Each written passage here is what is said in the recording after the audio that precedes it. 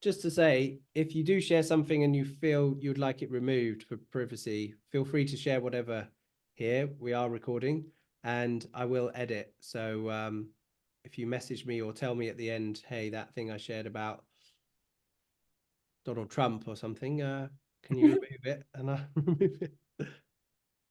So welcome to this. I don't know which edition this is, Pete, of our This is number 6. number 6. Well remembered. So number 6, now we're calling them Embodied Awakening Lives. And in the run up to our retreat together in Mont Mariposa on the 28th of March, running through to the 2nd of April, an Easter retreat with the same title, Embodied Awakening. Thank you, Pete Bampton, for inviting me to collaborate and to go on this journey of 6 stepping stones so far towards that retreat. Thank you, Emma and JP, for signing up to it. And thank you for attending tonight. Welcome back. Tonight, we proposed a few weeks ago to invite Emma to come back, who's going to share a little bit of her experience of the topic of tonight, which is feeling and following. And I think that this simple phrase has a lot to do with embodiment, and we're going to explore some threads of that. And I'd love to hear from everyone present their take on what's shared or the term once we've explored a little bit.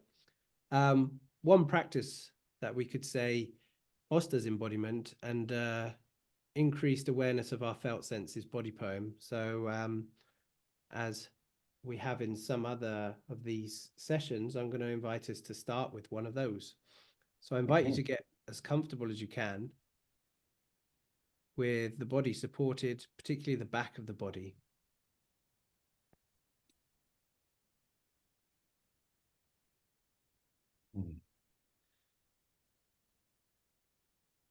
Then noticing your breath.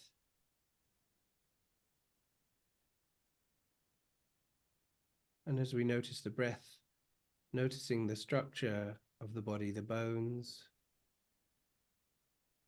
feeling for our skin surface, the border of the entire body, tracing that with your awareness, feeling the clothes, wrapping the body.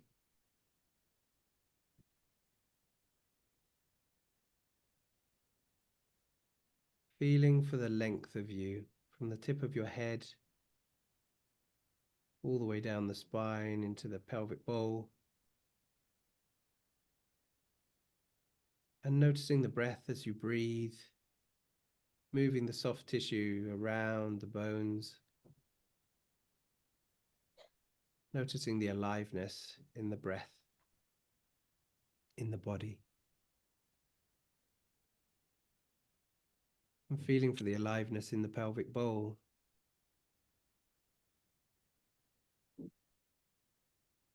Can you feel an expansion down between the legs on the inhalation? Might be subtle.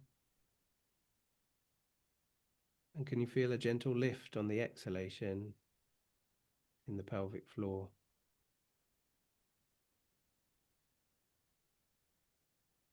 Releasing the body to the in-breath and releasing the body to the out-breath. And feeling the legs rooting out of the pelvis down towards the ground, perhaps touching the ground, connected with the earth or the building, planted on the earth.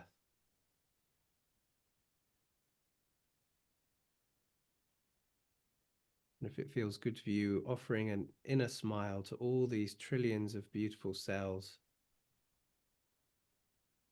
that make up our wholeness.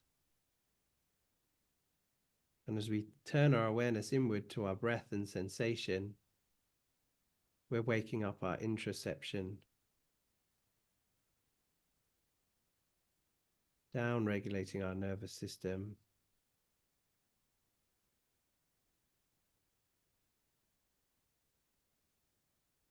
and arriving together as one body of felt sense.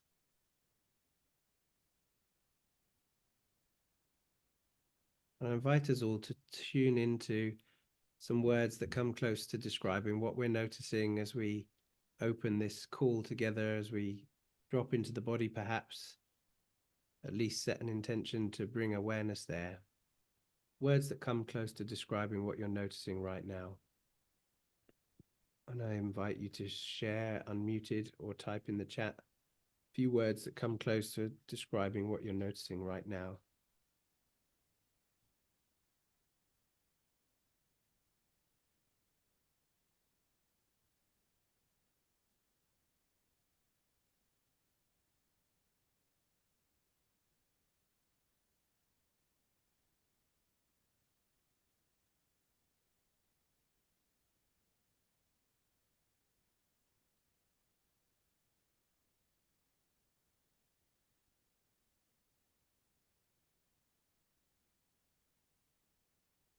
Stillness.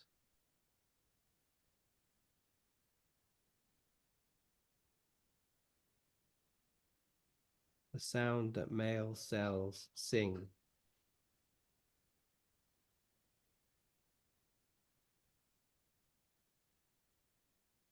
Mouth like a warm cave. Mouth like a warm cave.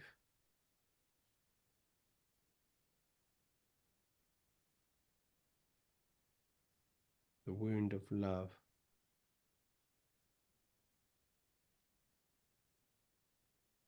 Stillness, the sound that male cells make. Mouth like a warm cave. The wound of love. Settling. Opening. Arriving. Stillness. Settling, the sound that male cells sing. Arriving, opening, stillness. The wound of love. Mouth like a warm cave.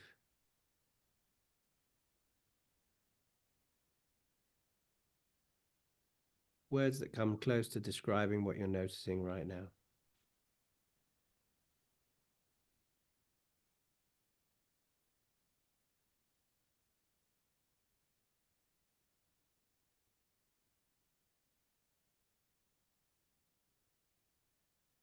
And in this space of stillness, the sound that male cells sing, feeling the mouth like a warm cave, the wound of love, settling, opening, arriving, tuning into what you want to let go of in your life in this moment.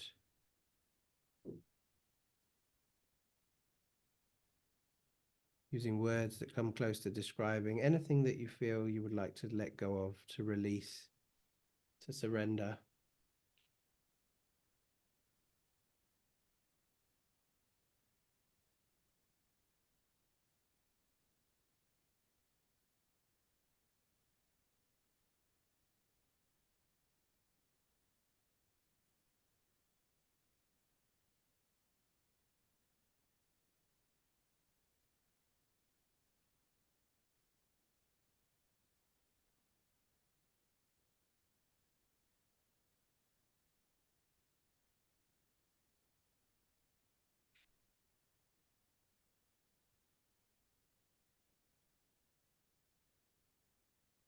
Things that we would like to let go of.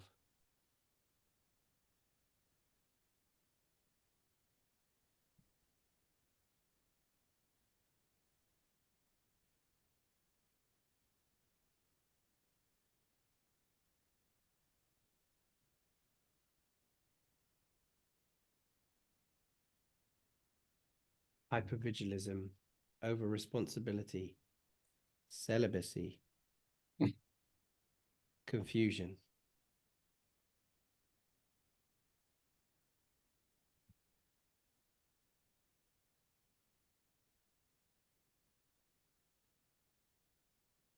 Endurance in work, confusion, hypervigilism, over-responsibility, celibacy.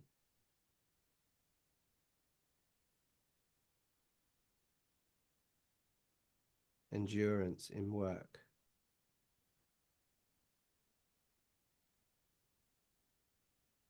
Now tuning into things we would like to welcome in, like more of,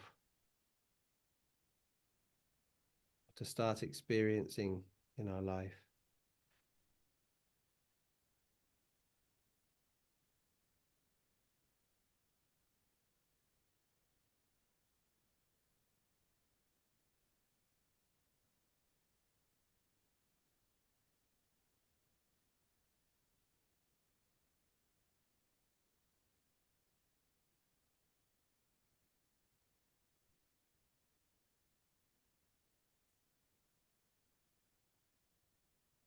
Pete, is that allowing the grief that never ends? Yes, should be that too. Yeah.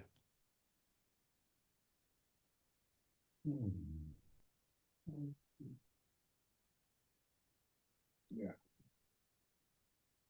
Deeper connection.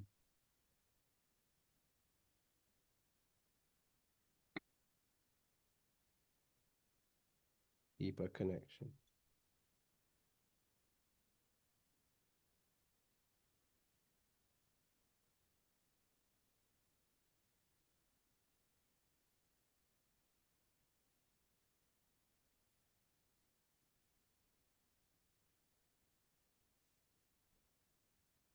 Warm swims, massage, in-person clinics with community of practitioners, allowing the grief that never ends, allowing the joy that is internal, heart-centered connection, deeper connection, ease, joy, super joyous, love, intimacy, looking deep into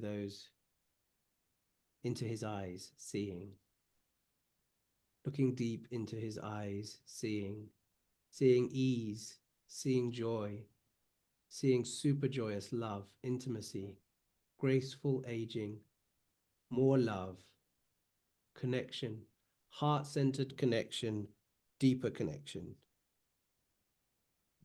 allowing the grief that never ends, allowing the joy that is eternal, heart-centered connection, deeper connection, looking deep into his eyes, seeing ease, seeing joy, super joyous love, intimacy, heart-centered connection, deeper connection, allowing the joy that is eternal,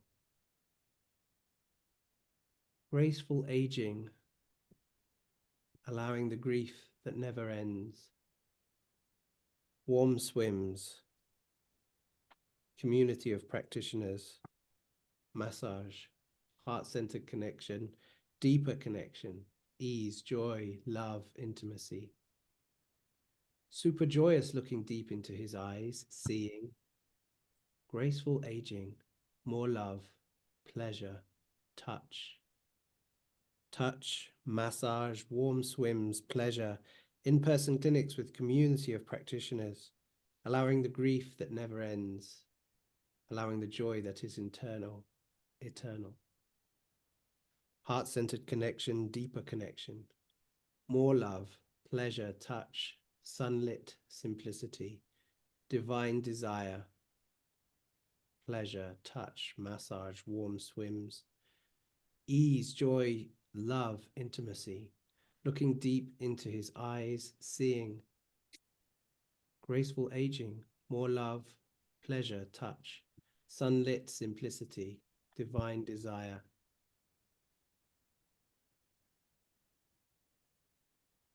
Stillness, mouth like a warm cave. The sound that male cells sing, the wound of love, settling, opening, arriving, letting go of confusion, letting go of celibacy, letting go of hypervigilism and over-responsibility, letting go of endurance in the work, welcoming in community of practitioners around me, massage, pleasure, warm swims, touch, sunlit simplicity, divine desire, deeper connection, more love, graceful aging, ease, joy, super joyous, love, intimacy, looking deep into his eyes, seeing heart-centered connection, deeper connection, allowing the joy that is eternal, allowing the grief that never ends. Divine desire, sunlit simplicity, stillness, settling, opening, arriving, letting go of confusion, letting go of endurance in work, hypervigilism and over-responsibility, letting go of celibacy, welcoming in more massage, more touch, more pleasure, more divine desire, sunlit simplicity, pleasure, massage, community of practitioners, ease, joy, love, intimacy, super joyous, looking deep into his eyes, seeing, heart-centered connection, allowing the grief that never ends, allowing the joy that is eternal, graceful aging, more love, pleasure, touch, massage, sunlit simplicity, divine desire, stillness, settling, opening, arriving,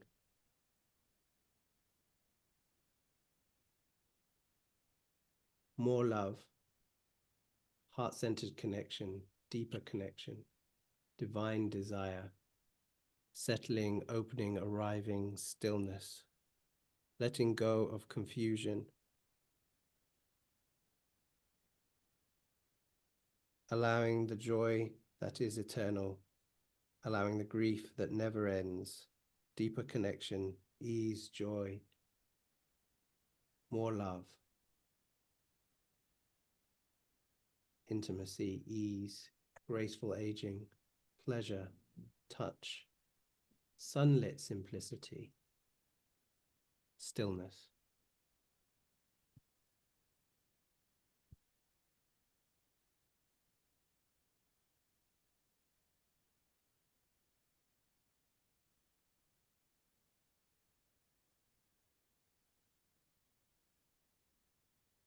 Few shares if we feel to on what that was like to hear everyone's words back in combination.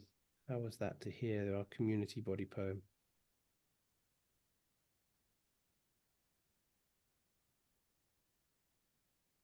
Of how we are, what we want to let go of, and what we want to welcome in.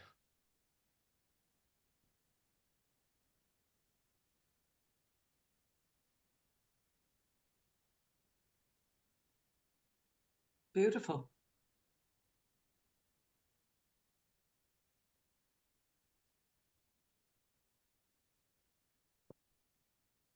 Abundance. Ease of being.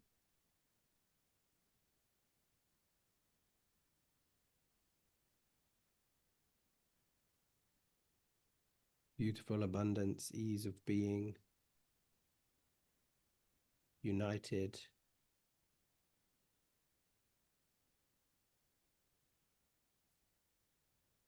in flow.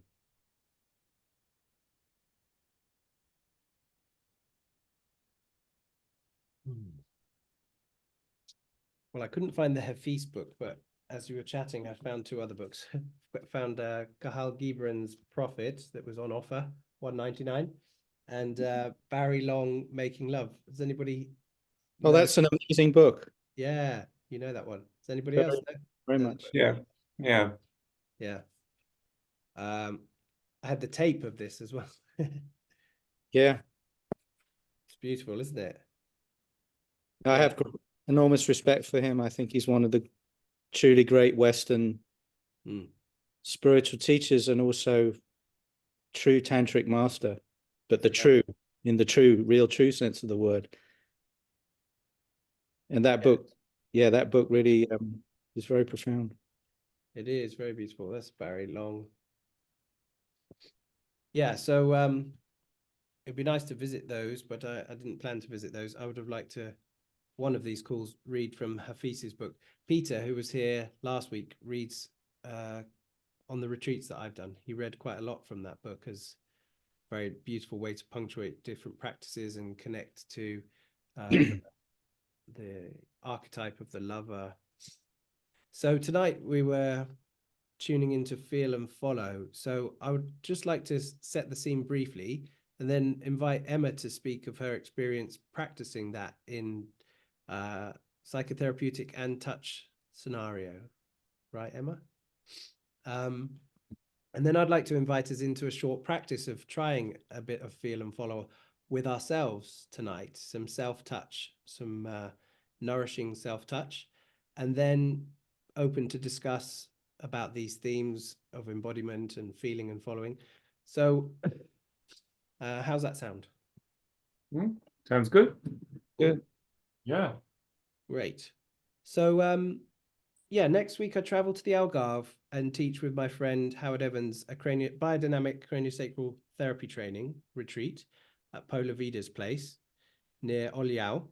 And in December, Emma came to a level 1 relational bodywork course in a similar area, close to Paula's place, actually. And we were doing different practices for about 5 days with the public as well.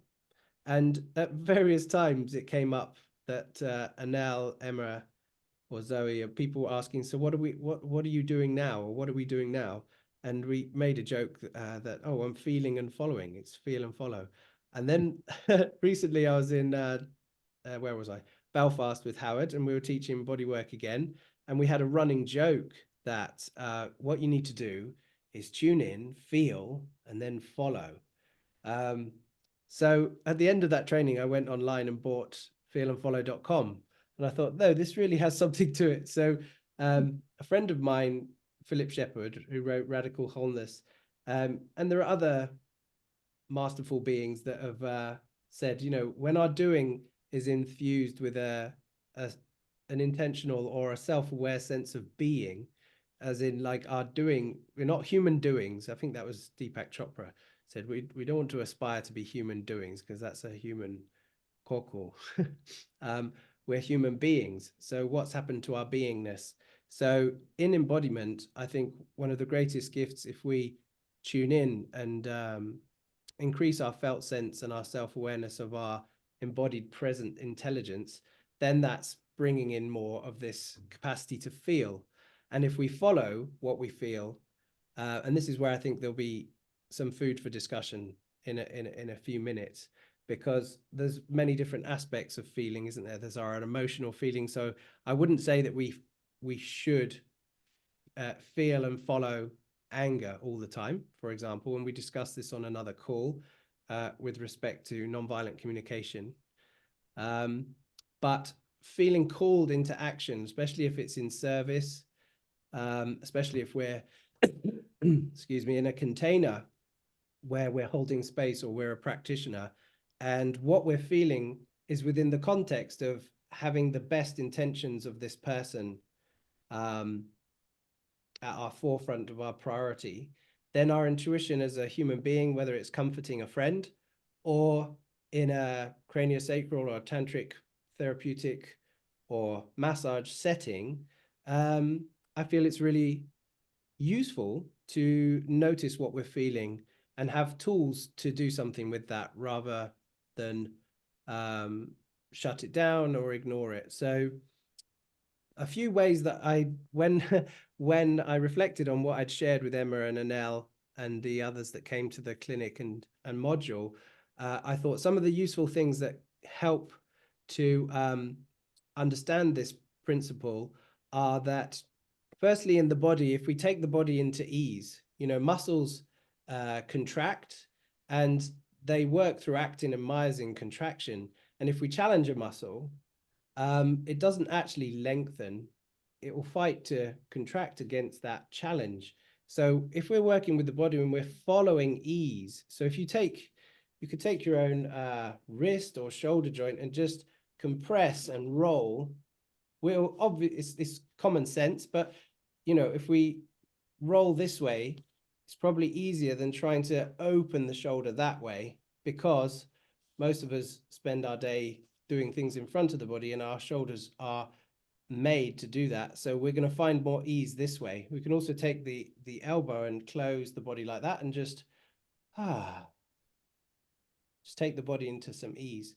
So when we're doing massage or any kind of body work with a friend or our partner or a client, if we're a massage therapist, one way to support the body is to feel for the ease with a limb or any piece of tissue. You know, my scarf, it's not alive like the body is, but I can start to arrive on this tissue and feel, oh, which way is more easeful for the body to go, and follow that and support it. And in cranial biodynamics, when we put the body, our fingers on the body, and I invite you to do this also, we're feeling for the fluidity in the tissues. So it's as if they are wine corks floating on the surface of water. So we can do this on our tissue, when you're practiced with it, you can even do it through clothes. So we're feeling through the skin layer to the buoyancy just beneath the skin, and it's easier on a fleshier part. The forearm is fleshier than the outside of the body. So I invite you to rest one arm and then go into the soft tissue of the forearm and feel for the fluidity, the buoyancy, and connect there. And we've obviously got the biofeedback because this is our body. And then I just invite you to explore if you were to rotate that tissue out or back in,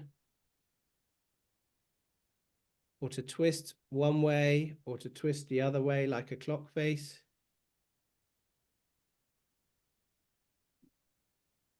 And in this way, we're just feeling and following the ease in the tissues, like the grain in wood.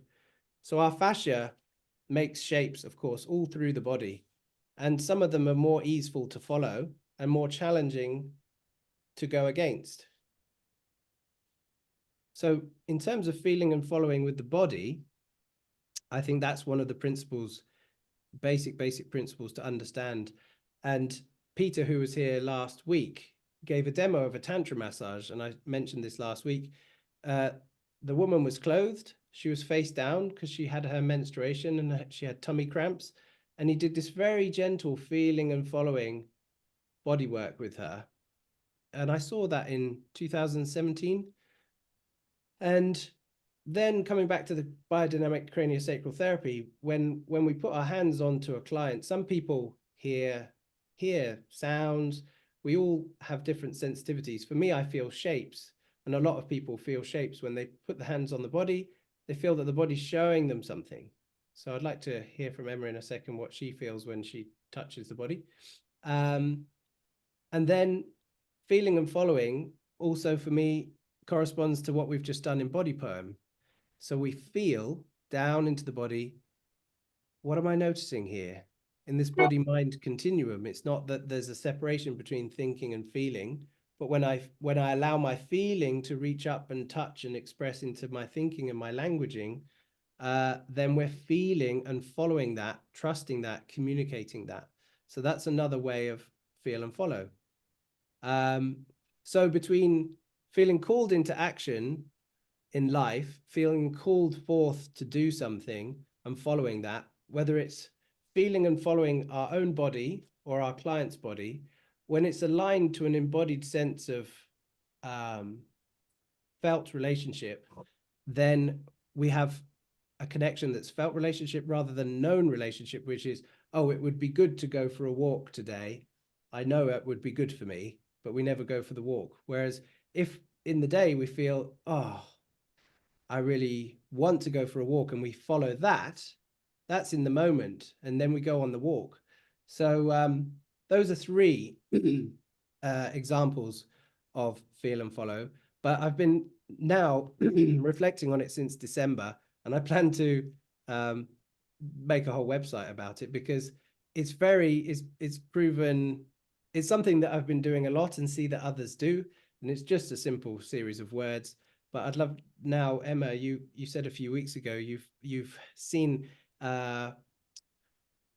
application of it in the psychotherapeutic work that you've been doing, and I thought it's a place we could start tonight and then go into some feel, follow, touch with ourselves, and then open to discussion. So thank you, Emma, for that a few weeks ago, and over to you.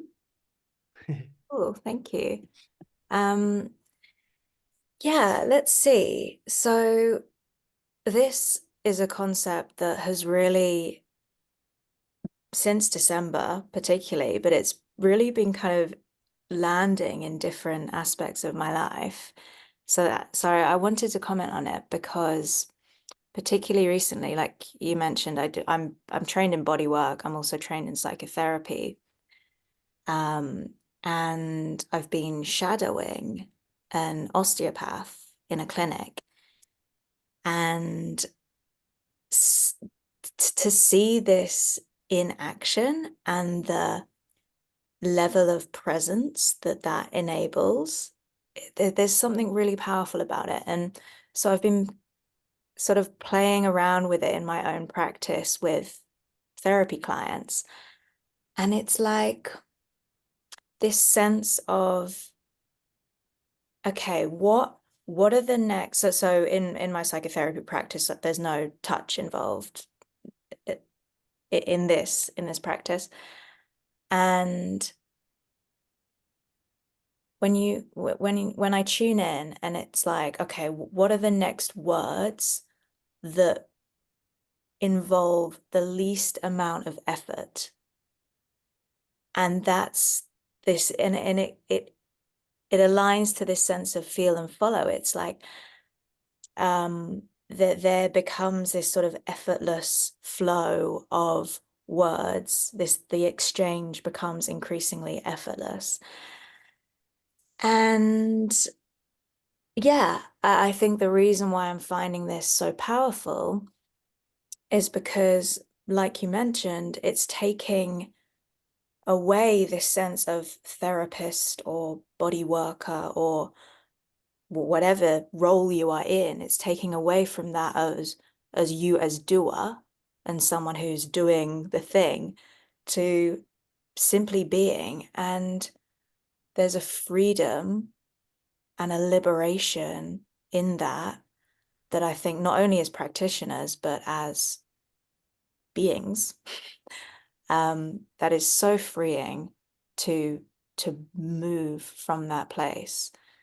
So yeah, I don't know if I've explained that very well, but it's hard to kind of articulate what I mean. But yeah, just sort of exploring that in practice and the embodied sense of how that feels when you're in relationally working in that way has been really powerful for me. So yeah, looking forward to diving into it more next week in the craniosacral training. And yeah. Thank you, Emma. Yeah, it was clear to me. Yeah. Using the least amount of effort. Martin, have you done the Wheel of Consent? You've done like a pro, I'm sure, Martin. Well, I know the Wheel of Consent stuff. Yeah.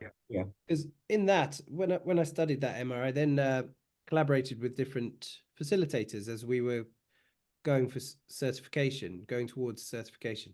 And I collaborated with a German young lady, and we facilitated, Sonia was her name, and we facilitated a workshop in Lisbon.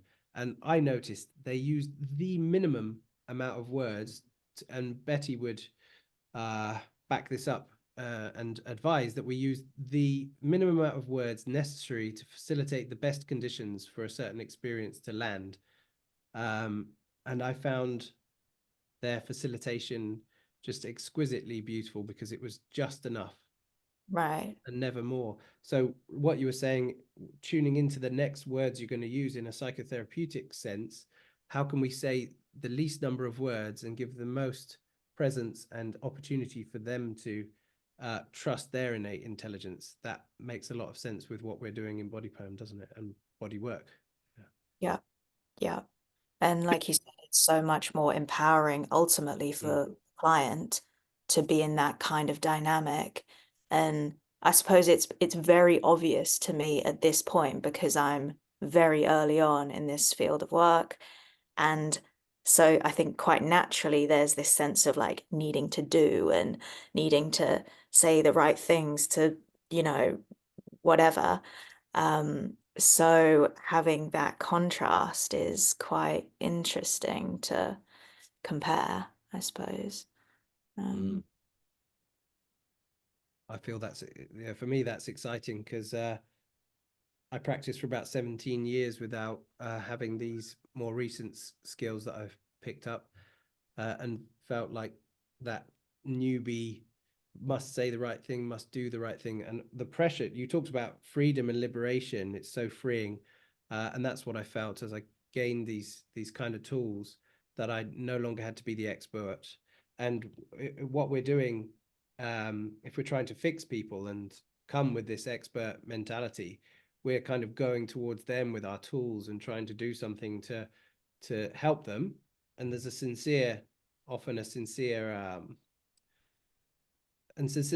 a sincerity of trying to help, but we're bringing our cleverness. Whereas if we, like you say, choose less words and less approaches, less technique when it comes to bodywork, and they're owning the journey towards the wellness or whatever the embodied goal is for them. So I observe that my clients savor the steps of that process rather than some quick fix, which is often what many of us are socialized into wanting to seek. And obviously when we're suffering, we want quick solutions. But right, and this is probably something else to mention on this topic, is like culturally we are quite conditioned into this approach of like fixer and person being fixed, and the dynamic is such that, yeah, when someone comes and sees you as a practitioner, they're expecting that dynamic to be in a certain way. So I think part of adopting this feel and follow approach is navigating how you let a lot of those projections of you as the expert sort of just wash over you, and not latching onto them and responding to them, but acknowledging, okay, perhaps that's natural that that person is going to feel that's the dynamic, but then re-entering with that kind of client-led approach. yeah, that touches for me on the felt sense of safety. So, and we're talking about therapeutic context here, but this could be a friendship. I can see if those that are listening at home think, well, I'm not a practitioner. Well, these dynamics are at play in intimate relationships, friendships, family relationships. If you sit down to be a practitioner for a while with someone in a paid session, or if you sit down with someone and you're trying out this feel and follow approach, if you really trust in that presence and the intelligence of two beings, giving space to and receptivity to what's alive and what matters, what I've noticed is, as I started to do that, I didn't have people say, I do have some people say, I'm in your hands, you're the expert, let's do what you think, but without, trying to correct that, because as you say, we've been socialized into thinking that practitioners will take the lead, and often they do. And on my trainings, people say, oh, I've never been asked by a massage therapist, do you want me to go? I mean, some people say deeper or softer or whatever, but people very rarely express anything about what they're receiving in terms of therapeutic touch quite often. And I mean, physio is the same, like this is what we need to do to make this tendon well again. So when we give importance to what we're noticing and sharing that, I've found that my clients feel very safe. So it's quite interesting, because we think they might feel safer if we take the lead, but actually being seen, witnessed, and trusting their intelligence, I found I haven't had challenges with people saying, well, aren't you supposed to know? I used to do, which is what kept me in that kind of expert model. I'd be like, I'd revert to, okay, well, we can do this myofascial release and we could release this way. But it's exciting for me to see that you feel you're more at the beginning of these practitioner journey, and you're embracing this, because I feel for our nervous system, for our own energetic emotional hygiene. If we're not the doer, if we're not the therapist, and we're not the fixer, I notice I've supported quite some strong trauma in the past 6 months with people, but I don't come home carrying it and feeling responsible for fixing it. I'm working with the wellness, which is what Howard describes on the course. Of biodynamic approach is one of working with the wellness, the blueprint of wellness that we're born with, and that no matter how sick or adapted our system becomes, there's always the memory of wellness, and we're supporting that to resource and reorganize in our presence. So that translates in other approaches, can be psychotherapeutic, can be body perm, can be tantra work. Yeah, so are there any other things you wanted to share on that, Emma, or reflections, or others in the group?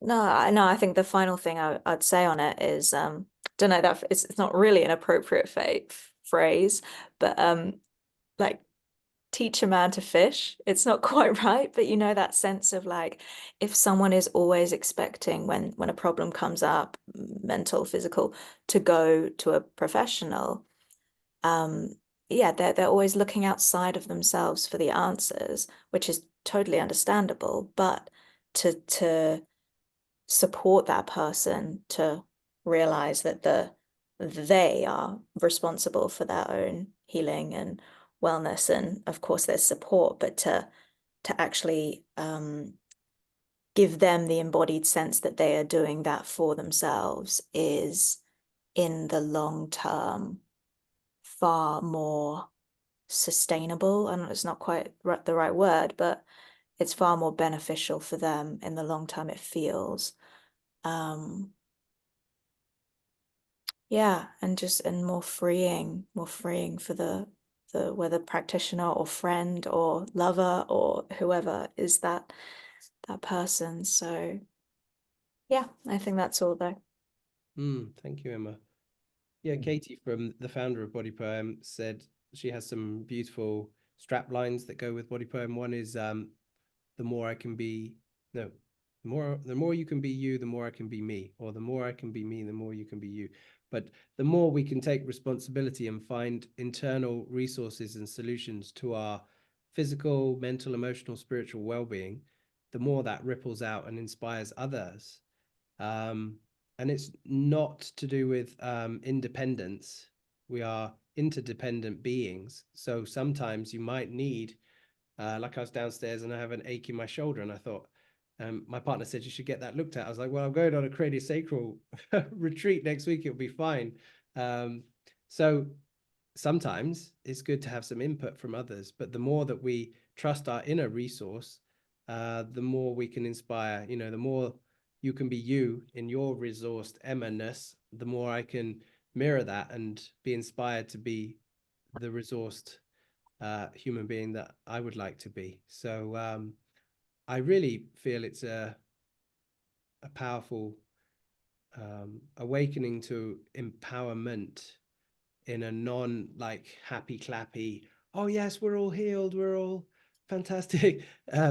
It's a more subtle and step-by-step movement towards what we want to create, which the I Want Body Poem is one way to tune into that. And then those wants that we have, or those things that we want to release or welcome in, we can actually feel that and make changes in our life, feel and follow, and start to create more consciously from our felt sense than to-do lists, which might come from the mind.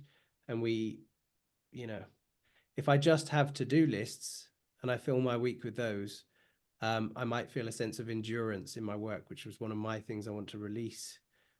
Whereas if I do I Want Body Poems and combine things I want to release and welcome in, I find my life is way richer. And I've used I Want Body Poems for quite a few years now and found it very powerful. So are we ready for a little touch practice, or would anybody else like to share who's present? Martin or Adrienne or JP or Pete? I'll just say what struck me about what you've shared, and this phrase, feel and follow, is it's because what I felt when you were speaking, Emery, is really what it meant. You know, you were leaning into what it meant to be a therapist, you know, without having that role, you know, without any sense of identity. So just kind of letting yourself be out of the picture, so to speak, and trusting your intuitive intelligence, and also inviting the client or the friend, or, you know, as you say, this dynamic can play out in all relationships, into a space where, well, as you were saying, you know, that phrase from the founder of Body Poem, you can be more you, I can be more me. And yes, we can just be more authentically as ourselves, but the more we allow ourselves to simply be ourselves without any expectation or identity, the more we drop into this deeper ground and intelligence, which is both of us. That is who we are as individuals and also transcends it. And that's really when the magic happens. That we're not the doer of it. And yet we're a vehicle. So yeah, it's a simple phrase, but a beautiful way in to a process of healing and wholeness.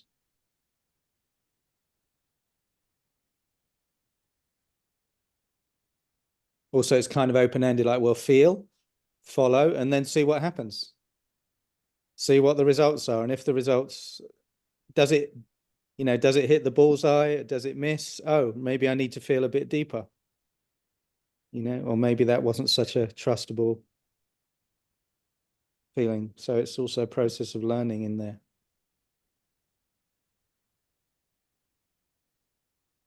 And the attempt to, Marshall Rosenberg in Nonviolent Communication said, our attempt to empathically connect is a strong gesture.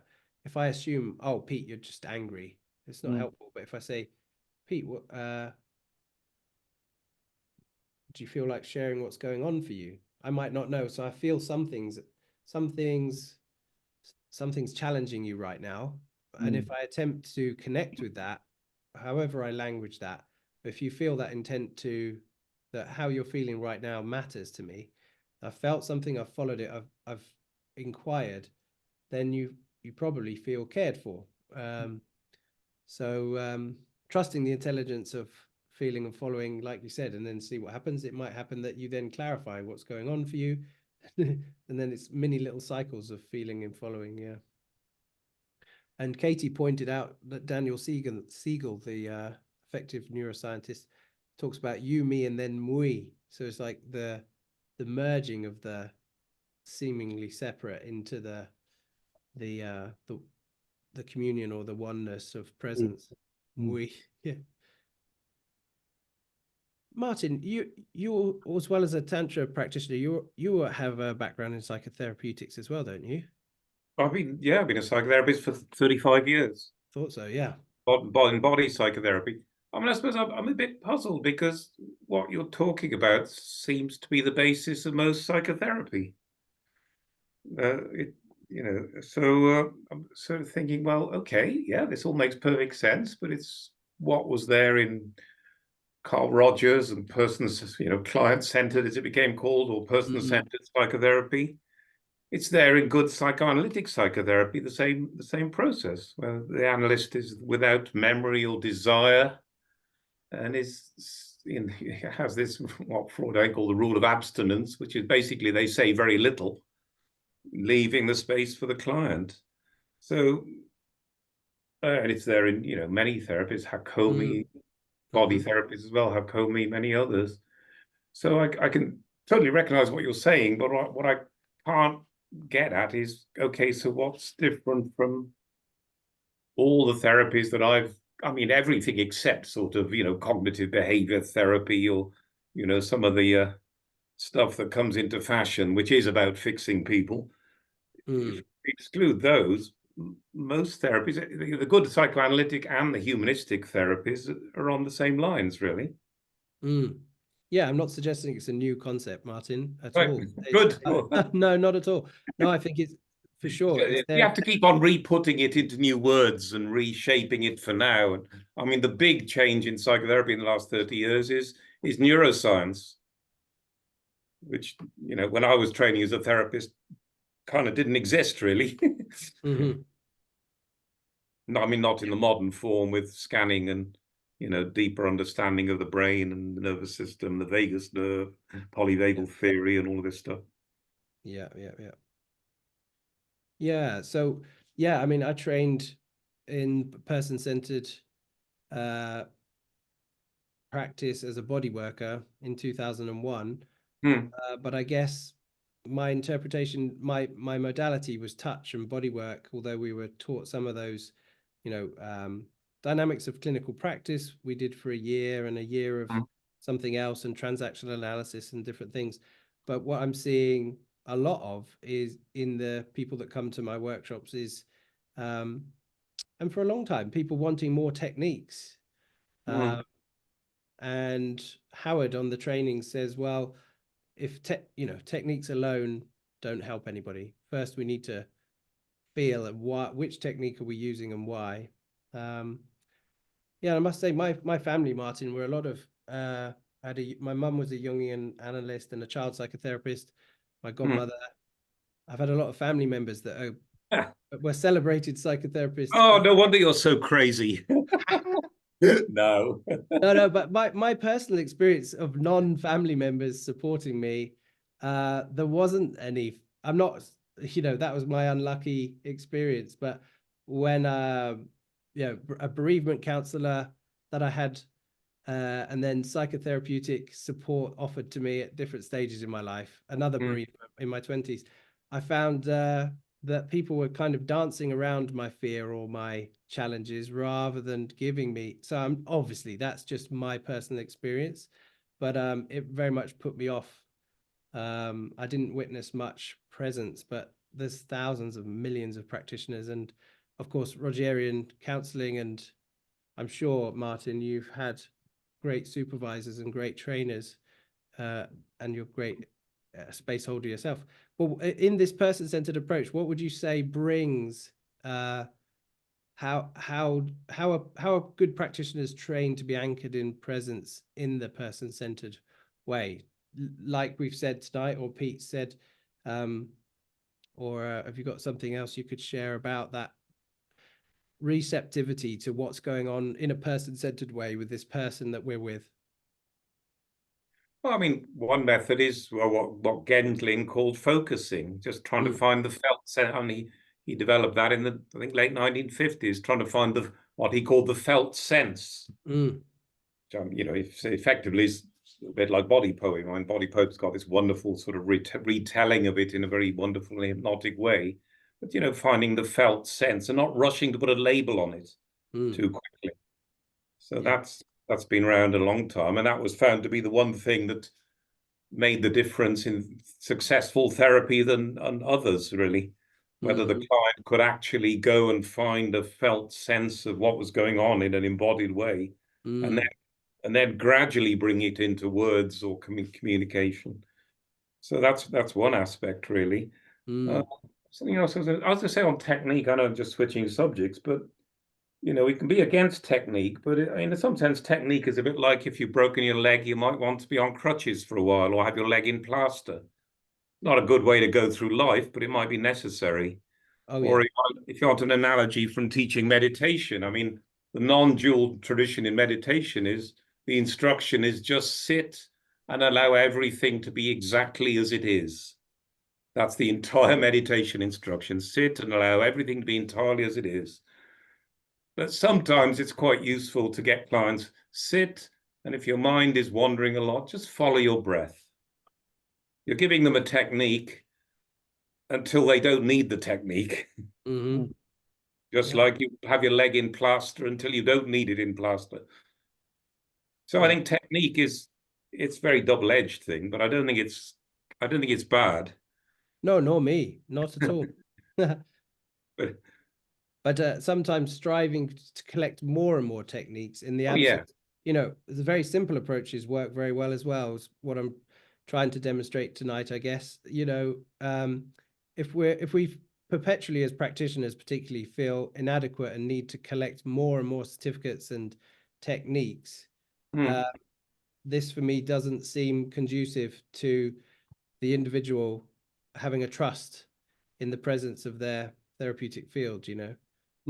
That's not a judgment, that's just an observation of students that have come to me saying, oh, can I tick this off and tick this off and tick this off if I do this course?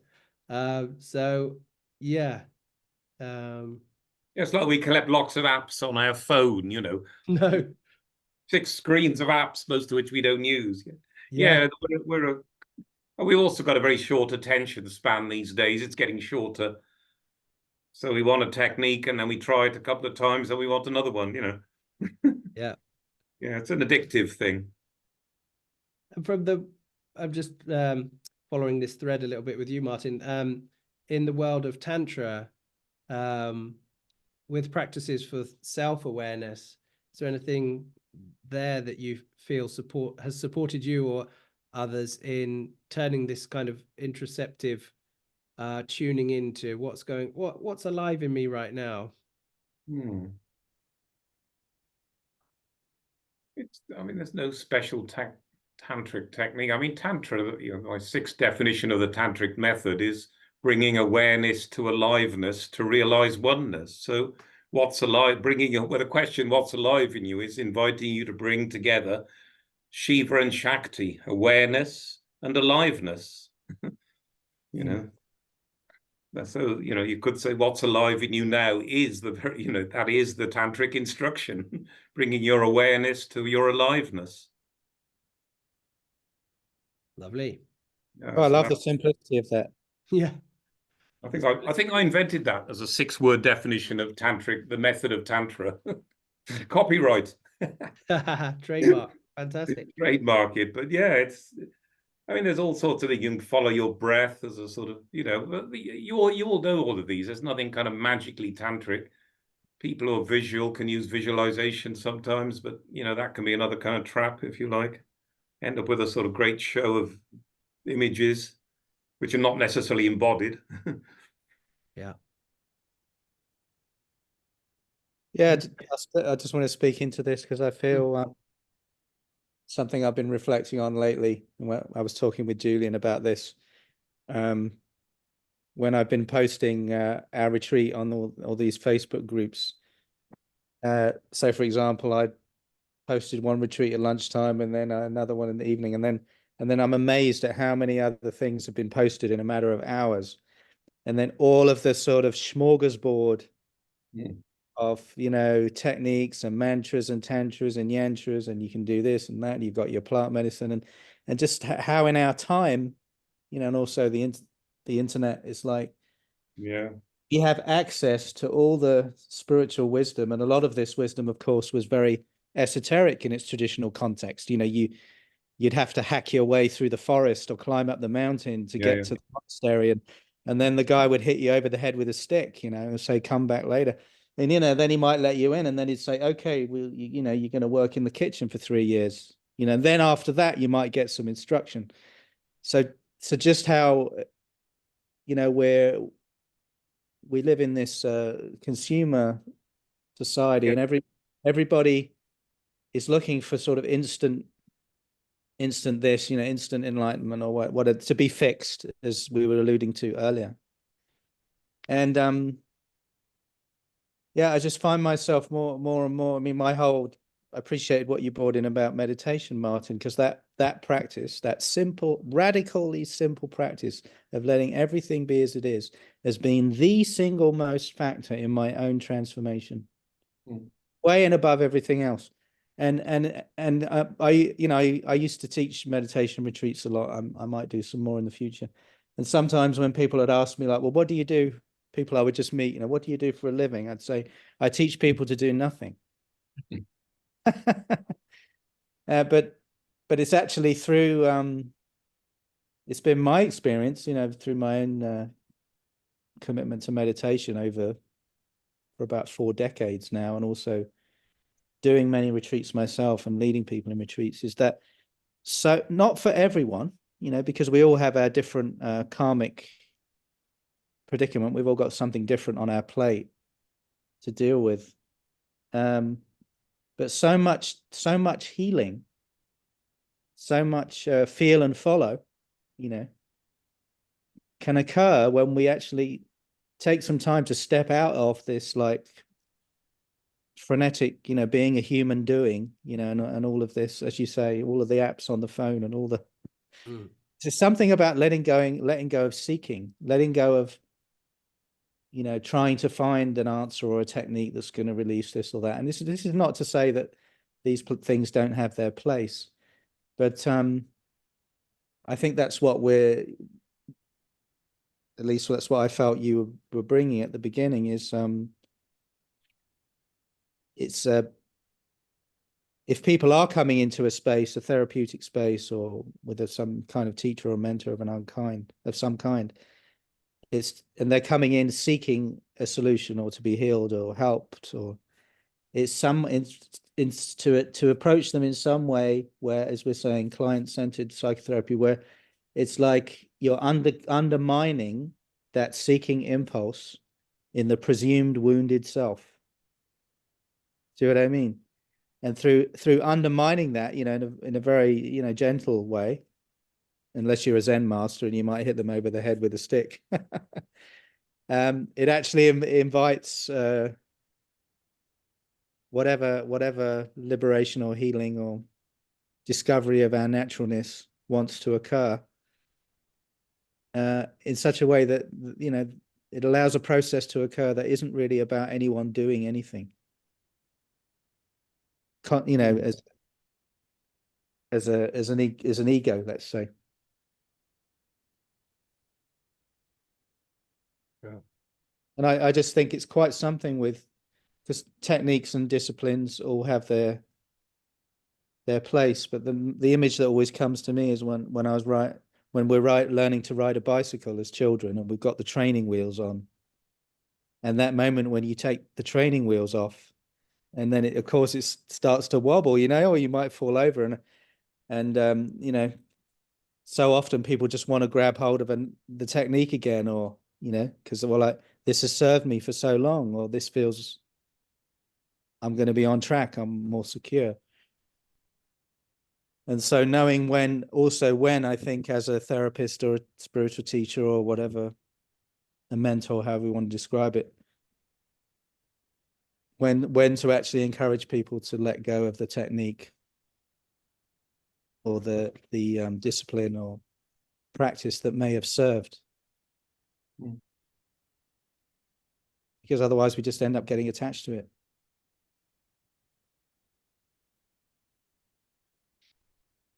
Yeah. I lived with a guy, Pete, in my 20s, who identified as a tantric swami. I won't mention their name. Anyway, but one thing I took away from that was they once said to me, careful what you're excluding by believing what you believe. That's similar to the attachment to a crutch or a technique. If we can transcend it and no longer need it, then we're not bound by it. So yeah, thanks for your reflections. I guess going back to the original sharing of this notion tonight of feel and follow, I feel it's words to the sentiment that my friend had with regards to his whole beautiful book he wrote about this primary wound of our culture between thinking and being. And we're perhaps, I mean, Martin, sometimes I reflect when I hear you speak that you've had, for some, an unusual path of practice, and many of us are overthinkers, and to for a while tune into how we are feeling can be quite new for a lot of people who are got to get stuff done, got to do the career, got to earn money, and for the people Especially for men. Yeah. And yeah, and feeling a bit more and following what they're noticing can be good medicine for a lot of people. And then as a practitioner, where you're really often newer and younger practitioners are really sincerely trying to help, and I guess this invitation to feel more and follow, because if we didn't, I was thinking about, and it's not to criticize thinking, I think we are probably all pretty good at it by now. So if we trust that the thinking is there, we hope and trust in our faculties, but feeling and knowing that the thinking is very well developed in our culture, in most of us. But if we can't follow something, I was just thinking, what would be the opposite? Think and sink, but that sounds like I'm criticizing thinking. But feeling and following, for me, it's like, if it was a shape, it's like sink in, notice, feel, and follow that. Whereas if I'm following what I'm thinking without the feeling component, then action is that, for me, that's like the human doing without, why not use the whole of our intelligence?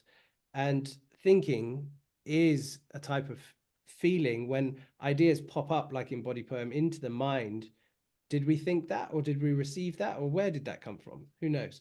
So I just wanted to reflect that back, and then say, in a very specific bodywork term, some people say that they do holistic or intuitive massage, but I want to point at the specificity of cranial touch. And as maybe I've not experienced, Martin, your touch, but Peter's tantric touch is very notice, feel, and follow. And the client's feedback from that kind of thing is like, oh, your hands were where I wanted them to be and seemed to land there before I knew I wanted them there. And it's like the time and space kind of falls into a beautiful, trusting, meditative dance.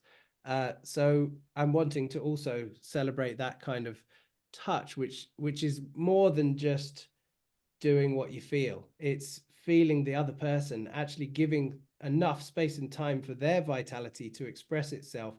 And you're feeling and following what their body's telling you to do, not necessarily overriding that with what you feel to do to them. So those are the most important two aspects of what I wanted to share tonight. And by no means say that I've discovered something new, Martin, but that it's important, and that in some context, I think it would really lend a lot to those two types of things. I mean, there's a sort of resonance between the two, between the client and the therapist or whatever. It's this resonant field that you're kind of responding to. Yeah. And I feel with the relational bodywork that I've called what I teach, there's more potential available when we open up that discussion, and when we, not to go into lots of talking and language, but just that when we really want feedback, whether that's verbal or whether that's that we notice if I'm noticing an expression of intelligence that's telling me the body's inviting me to take it this way, and I follow that, and I say to the person, how does this feel when I follow this impulse this way? They say, oh, it feels amazing. When we trust that and we get feedback and we practice with it, there's something there which doesn't get addressed many times when we do a sequence to someone. So we're just giving value to that a little bit. Yeah. Would we like a little sample of doing this with ourselves? We've got 15 minutes left. We could do about 10 minutes and then close with 5 minutes. Okay. So yeah, I invite you to enter the kind of beginner's mind. We're not a practitioner or a client. We're just going to bring some curiosity and radical acceptance to what we notice or don't notice. And if you're watching the recording, you fancy to try this, you're welcome to join in. So again, I just invite people to get comfortable, as we did for the body poem. And I invite you to get your back supported, get as comfortable as possible.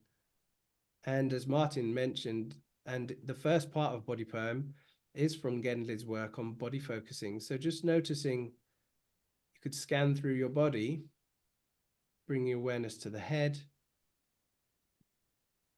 and slowly scanning down through the head, the soft tissues, the eyes, the mouth, the throat, surface of the skin to the depths of our body, noticing what's alive or is catching your attention as you slowly go down the body through the throat, the chest, rib cage, the breath, into the lungs, the chest.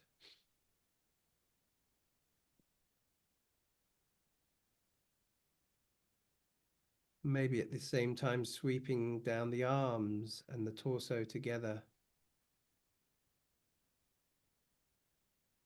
down to the belly button and the wrists and the hands, down to the low belly, lower back, pelvic bowl,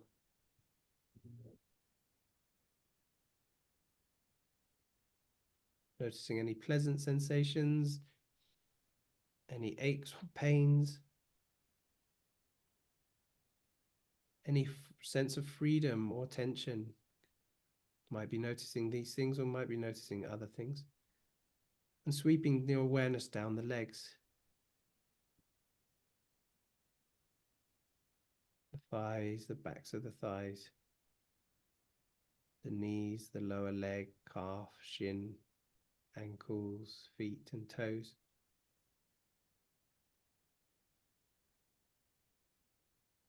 I invite you to feel into where feels most resourced, most comfortable, most like home, or a place that's okay.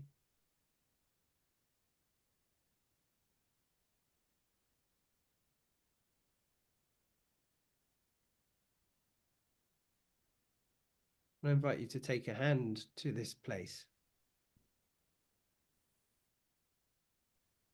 So this might be a place where you feel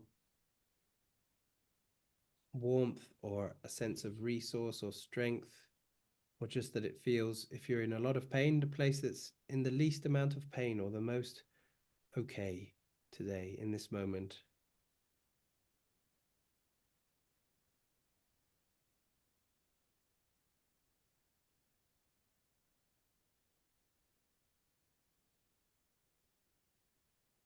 And then invite you again to sweep through your body or remember that journey you've just been on, and feeling for a place that you feel could do with some love, some attention, some presence, some connection today.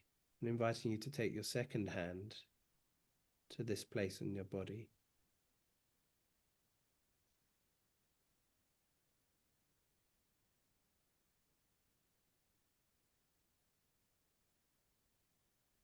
Now inviting you to feel the breath, depending on where your hands are.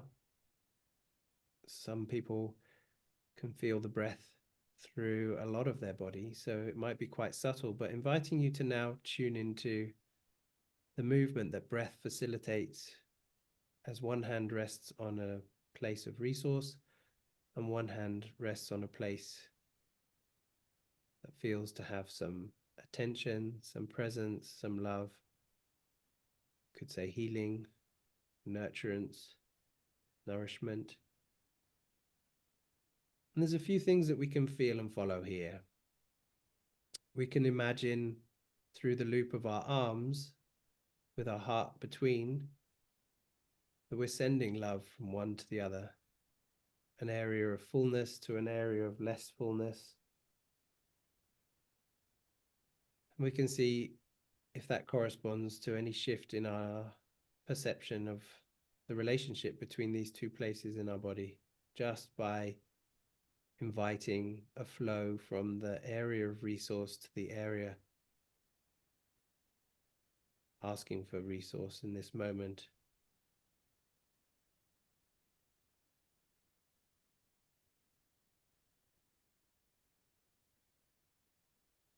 So if we feel we're in a place to be resourced, to be connecting this resource or love from one area to another, we can intend to share that resource from one place to another in the body.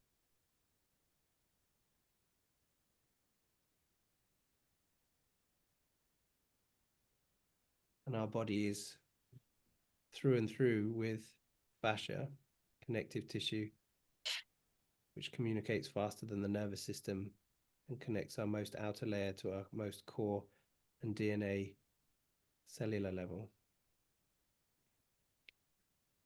And then I invite you to get curious with the hand that's on the area of resource for aliveness and the amount of pressure that you have in this place in the body. So I invite you to, if your pressure is quite strong, to soften to this fluid tissue layer that we demoed about half an hour or so more ago. So just bringing your awareness with both hands to the fluid layer, this area of sensitivity like buoyant, fluid juiciness. So often this is a softer touch, but we are touching and we're sinking beneath the skin and noticing how this changes the quality of touch. And again, if it feels useful or something you want to try, connecting the area of resource, and imagine that there's a flow from the area of resource to the area asking for touch today.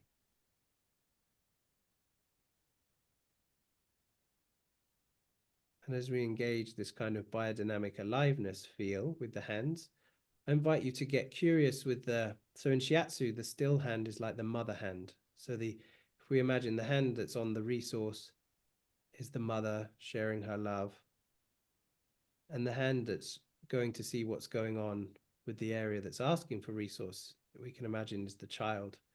And the child hand's curious what might support or feel good for this area asking for resource. So I invite you to explore with an invitation, how does it feel to go this way? How does it feel slowly to go the other way? Or do you already feel some kind of organization, some kind of pull or invitation that your hand is receiving to do something? Might be to sink in more, to go more lightly. And obviously we're working on our own body, so exploring what feels good for you with this part of your body in terms of gentle or fluid movements usually.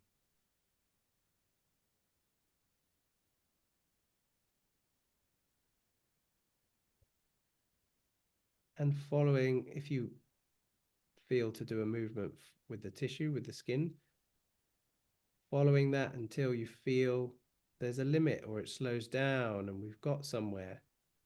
And then feeling how long feels natural to stay there until perhaps something shifts or feel there's a sense of enoughness.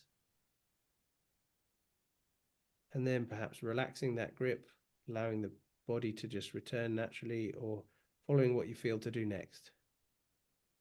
Sometimes it's to go right back into the opposite of that pattern and see how that feels.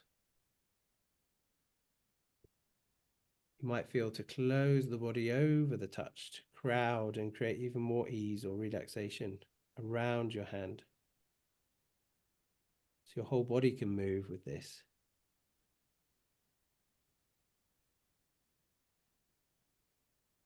When you follow a pattern, reach a sense of enoughness, feeling what comes next. Is it to open back up if you've been closed? Is it to go the other way if you've been one way? Just inviting your child hand in the area that's asking for some resource to dance and notice, feel and follow what's going on there. What's going on there and what would feel good right now.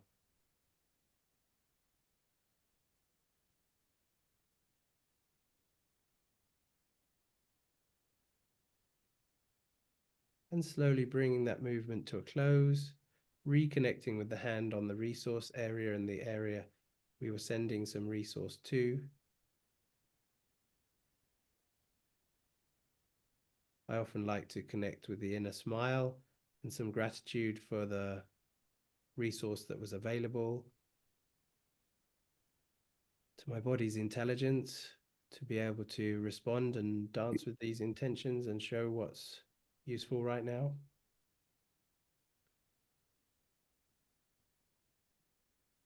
And slowly coming back to the screen and the room.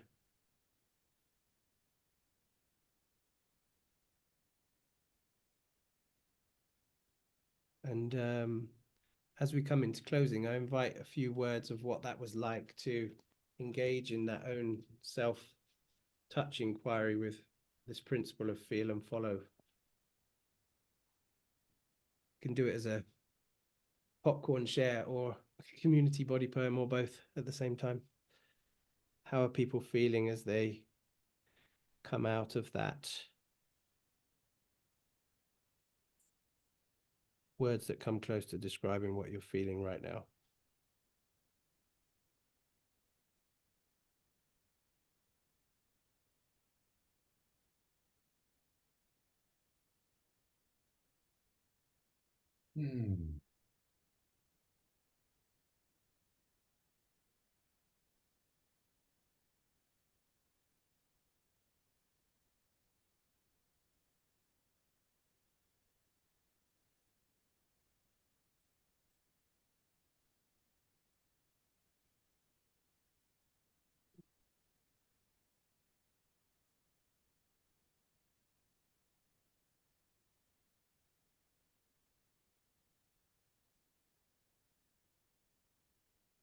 feel to type or to share, to stay silent.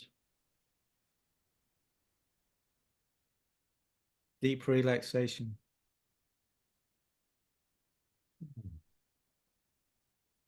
Sighing. Sighing. Yes, sighing. Relaxed warmth.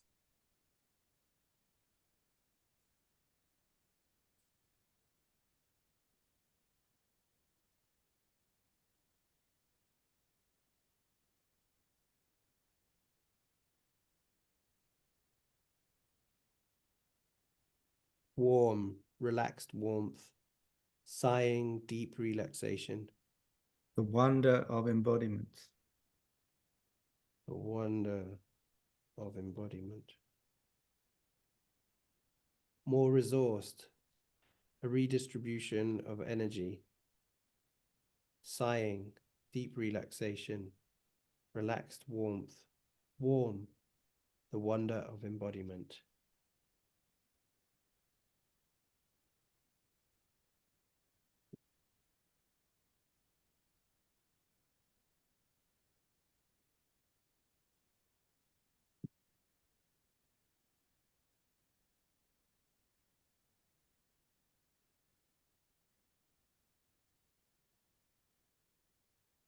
Celebration of the divine feminine, intuition of feeling, the divine masculine, penetrative intention, intention of follow. Thanks, JP.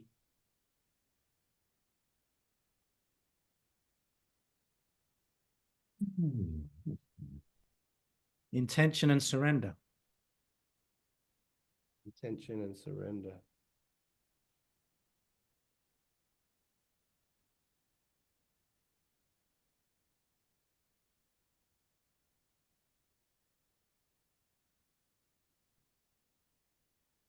Celebration of the divine feminine, intuition of feeling, and the divine masculine, penetrative intention of follow.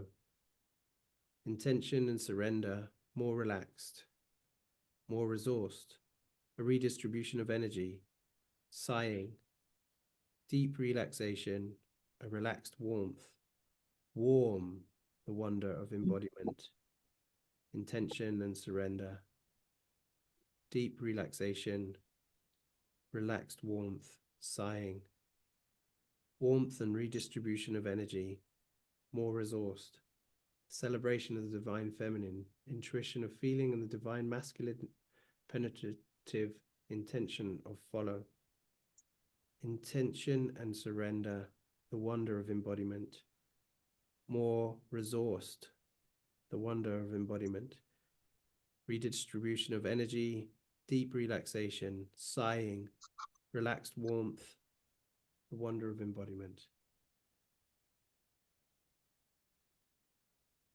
Thank you, everyone. Any closing comments or questions or anything to share, Pete, or anyone else? No, it feels very complete. Mm. Thank you, everyone, for joining us. We have a couple more weeks, don't we? And then the retreat, and then we'll look to offer these in a similar way after the retreat somehow, when we're back in April. May I just say, I very much enjoy these conversations and just being here. Yeah, I just want to say that it's kind of nice to have an opportunity to have what feels like a real conversation. Yeah, I appreciate it. It's certainly in the context of all we spoke earlier. You spoke about the distraction, the spiritual distraction. Yeah, so thank you, very much appreciated. Thank you for coming. Yeah, not at all. I feel like getting to know you guys. Hopefully I'll meet you someday. I've met Pete, but that's the only person I know here. Yeah, I'm just really glad we met. Yeah, me too, Pete. Absolutely. Yeah, 100%. Great. That obviously wasn't. Adrian. That was some kind of synchronicity there. Yeah, yeah. Thank you, Martin, for returning. Good to see you again. Thank you. Yeah, it's lovely to connect with these sort of topics. Yeah, Yeah. I would enjoy your input as well, Martin, but I'd like to get to know you better. Well, we're in Portugal. Yeah. Same country anyway. Yeah. Let's all go to that men's group sometime. Maybe in April we could go, Pete. Yeah. And Emma, JP, thank you so much for coming and sharing, Emma, your Yeah, practical thank you. Emma. experience. Can I just make a quick comment? Of course. Yeah, I just wanted to clarify that I also was by no means suggesting this is a new idea. I just, felt inspired to share how it was landing newly for me as a new practitioner. But yeah, in response to Martin, I understand that this is not revelationary for many, and I'm sure not for you after many years of practice, but yeah. Yeah, I meant to say, Martin, sometimes because I often feel Martin's not fazed by things and has got so much practice experience. And it's great to have you here. It's great to have your perspective. And yet for others, things do seem very new. And sometimes, sometimes languaging them more simply can help people new to concepts. So, but it's great to have your experience here, and also to give respect to all the great traditions and therapies that use this kind of principle. For me, it's great to hear that, and it adds to why it works and why it's so important. And so thank you so much. Yeah. I Great. really like how you, Pete, put it. The feeling it's the same of feeling this complete. And without I wrote, I really think the name is amazing. Feeling and follow. It encompasses the divine feminine, the divine masculine. Both are present. Really beautiful. Yeah. Been a beautiful evening with you all, and hope some of you can make next week and the week after perhaps. But whenever you feel to join, we'll just be not doing it for the 28th to the 2nd of April. So we'll be back after that. Yeah. Great. Lovely. Great. Thanks, Bye, everyone. Bye. Bye, everybody. Good night. Bye. Bye-bye.